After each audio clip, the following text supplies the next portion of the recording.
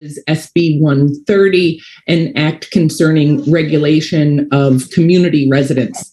This legislation passed this committee in last session, didn't make it to the floor in the House. And let me just clarify a couple of things. Again, I have submitted quite lengthy testimony to you that you can look at, and I'm happy to answer any questions.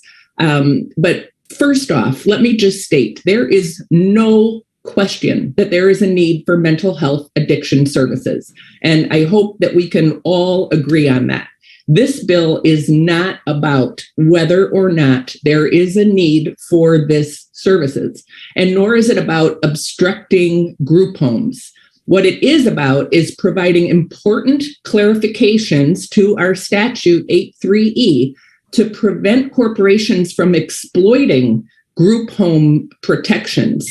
What we have seen is some systemic misrepresentation by companies that bypass our current laws because of the vagary. So what this does is provide specific language that to qualify Representative Devlin, you are close to your time limit. Okay, to qualify as a community residence, you must accept DEMIS funding. And also, if you are a community resident, you do not need a certificate of need, which is limited to medical facilities. So what we are seeing is, a corporation will go in and buy a home. And then under a unidentifiable LLC, will go to the town body, the building department, or whichever they need to go to request a change of use. And what has happened, at least in the town of Fairfield, and I'm sure maybe this is happening elsewhere, and it certainly could, and operating from a platform of precedence is really dangerous.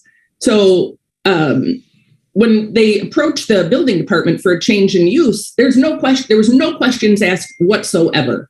And that change of use was just granted. So then the company, under their operating name, would go to the Office of Health Strategy to request a certificate of need based on operating a medical facility. So right there, it's contrary. Now, this has happened in the town of Fairfield, where there are 4 homes operating, well, actually 3 under one name. One has since sort of changed its name. One of them now also promotes the fact that not only do they provide a certain treatment, they also provide partial hospitalization. So based on the precedent of this one operation, another company came into town, purchased 2 homes under, using the same agent as the other company, went to the town offices, requested a change of use that was granted, no questions asked, because that's how they were operating, because the protections afforded group homes are so important. And then under their operating name would go to the Office of Health Strategy to request a certificate of need, and then are trying to validate that this is appropriate action based on the fact that nothing was done to stop the other company. So when does that end? And, the first company was operating, not a lot of people were aware, but they did become aware when a new company came to town. And so it just seems absurd to me that based on perhaps that a precedent was set, that we should just let things continue inappropriately. It's just, a real systemic example of systemic misrepresentation that, because it happened once, shouldn't continue to happen.